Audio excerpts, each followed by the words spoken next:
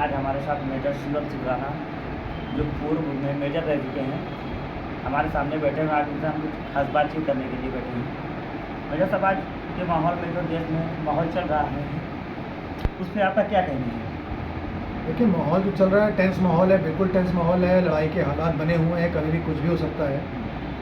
और जिस तरह से दिक्कतें आ रही हैं कि पाकिस्तान हमेशा की तरह सिविलियंस को टारगेट बना रहा है, उसी एवज में हम लोग उनके सिर्फ मिलिट्री इंस्टॉलेशंस और टेररिस्ट के लॉन्च पैड्स को हम लोग बर्बाद कर रहे हैं। आपने कितने साल मतलब मेजर के पद पे आप रहे हैं, कितने साल आपने सैनिक में अपना योगदान दिया?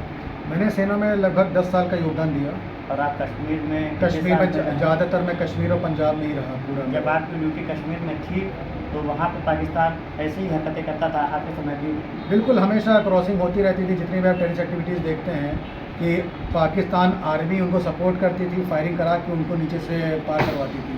ये तो शुरू से रहा है, उसमें कोई नई चीज़ नहीं है। आपके ड्यूटी के समय कितनी हरकतें हुई या कितना मतलब घटनाएं हुई आपके सामने? मेरी ड्यूटी के समय कई बार हरकतें हुई, मैं खुल मतलब ऑन कैमरा नहीं बता पाऊँगा। अदरवाइज़ हम लोग ने काफ़ी बिट्स फॉइल करी हैं, नहीं दिया उसने। एक सोशल मीडिया पे एक पत्र वायरल हो रहा है कि जिसमें आपने फिर से सरकार से कहा है कि हमें नियुक्ति दी जाए और हम फिर से सेना में जाना चाहते हैं, तो उस पर सरकार की तरफ से आपसे क्या निर्णय आया उसके ऊपर? नहीं, निर्णय नहीं, अभी मैंने लेटर दे दिया है। जी। वो लेटर अभी ऊपर जहाँ भी पहुँचना हायर अथॉरिटी में पहुँचेगा, उसके बाद जो भी होता है मेरे को सूचित किया जाएगा। बैग्स आर पैक्ड और जो भी होगा जैसे भी होगा मैं निकल जाऊँगा। यानी आपके लिए सबसे पहले देश? बिल्कुल 100%, उसमें कोई दूसरी बात नहीं उसमें है। जो पूर्व सेना जो भी और सैनिक जो हैं जो रिटायर हो चुके हैं, मैं उनसे आप भी क्या कहना चाहते हैं? मैं उनसे भी गुजारिश करता हूँ कि अगर आपकी फिजिकल फिटनेस है, आपका बॉडी आपको अलाउ करती है, बिल्कुल आप अप्लाई कीजिए रिकॉलिंग के लिए।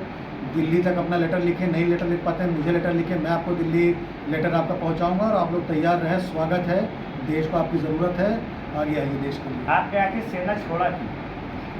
देखिए, कभी कभी देश की जब ज़रूरत पड़ती है तो लड़का देश में जाता है, फिर जब माँ बाप की ज़रूरत पड़ती है तो लड़का वापस भी आता है। तो मेरे छोटे भाई साहब, उनकी डेथ हो गई थी 2015 में, तो उसके बाद मुझे वापस आना पड़ा क्योंकि माता पिता की तबीयत बहुत ख़राब हो गई थी। तो उनकी देख रेख के लिए मुझे जाना पड़ा क्योंकि कोई दूसरा था नहीं उनको देख रेख करने के लिए। उसके बाद दोबारा